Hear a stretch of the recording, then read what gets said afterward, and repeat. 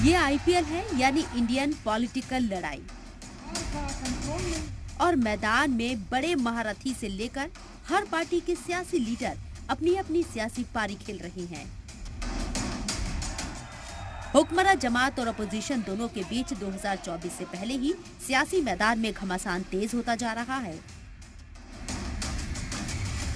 वजीर दाखिला अमित शाह ने एक बार फिर अकरबा परवरी की सियासत पर कड़ा हमला किया है। कांग्रेस और DMK दोनों 2G, 3G, 4G पार्टी है।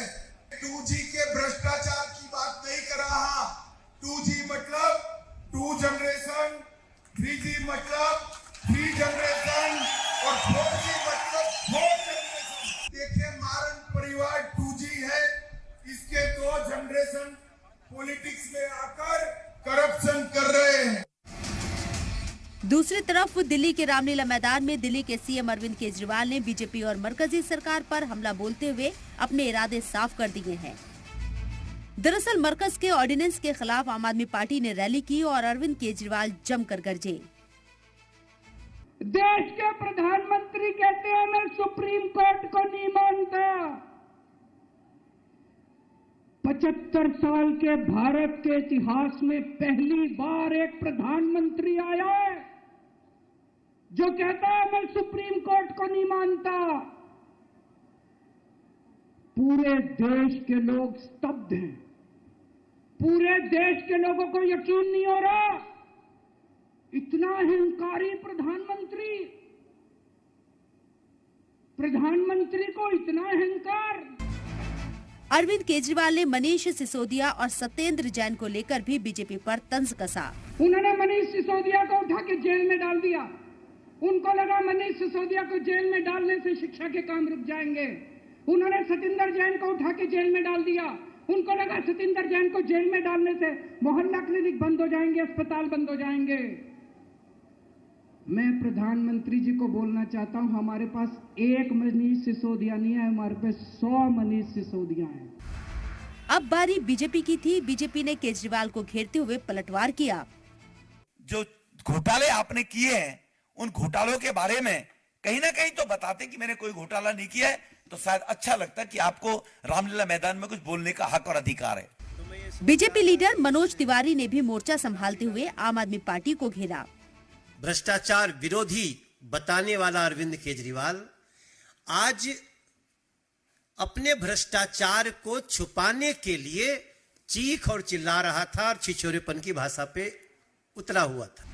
इस बीच महाराष्ट्र में शिवसेना उद्धव गुट के लीडर संजय राउत ने वजीर दाखिला अमित शाह के बयान पर पलटवार करते हुए मोर्चा खोल दिया। मणिपुर में क्या होगा आप देख लीजिए। इतने बड़े वो पुरुष है ना, ये गुजरात के नेता है देश के, तो मणिपुर की हिंसा अब तक क्यों नहीं थमी?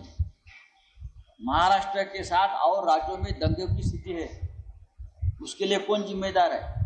आपको बता दें कि शनिचर को अमित शाह ने उद्धव ठाकरे पर इल्जाम लगाते हुए कहा था कि उद्धव ने CM ओहदे के लिए बीजेपी को धोखा दिया।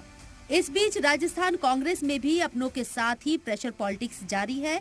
राजस्थान के दौसा में कांग्रेस लीडर सचिन पायलट ने कहा कि सियासत में बदउनवानों का काम नहीं। जनता का विश्वास, जनता के वादे और जनता की विश्वसनीयता, ये सबसे बड़ी पूंजी है राजनीति में। और पिछले 20-25 सालों में जब से मैं राजनीति में हूँ, मैंने ऐसा कोई काम नहीं किया जिससे इस विश्वास की कहीं आपको लगे कि कोई कमी आ गई। आज उनके वालिद और कांग्रेस के आजहानी सीनियर लीडर राजेश पायलट की पुण्यतिथि है। इस बीच आचार्य प्रमोद ने ट्वीट कर सुबह ही कहा था कि राजस्थान का तापमान बहुत ज्यादा है, खुदा खैर करे। जाहिर है उनकी नजर राजस्थान पर लगी रही। एनसीपी में भी चाचा भतीजे की लड़ाई जोर पर है। फिलहाल शरद पवार ने ऐसा फैसला लिया कि उनके भतीजे अपना हाथ मलते रहे। हालांकि सुप्रिया सुले ने कहा है कि कौन कहता है कि अजीत पवार नाखुश हैं। Who says he is not happy? Has anybody asked him? वैसे शरद पवार ने पावर प्ले में 2024 का ताना बाना बनाना शुरू कर दिया है, जबकि सुप्रिया सुले पार्टी को मजबूत करने में जुट गई है। हालांकि आज आरजेडी सदर लालू प्रसाद यादव अपना 76वां यौम पैदाइश अपने खानदान के साथ मना रही हैं और आरजेडी बिहार से बाहर आकर 2024 पर नजरें लगाए हुए है।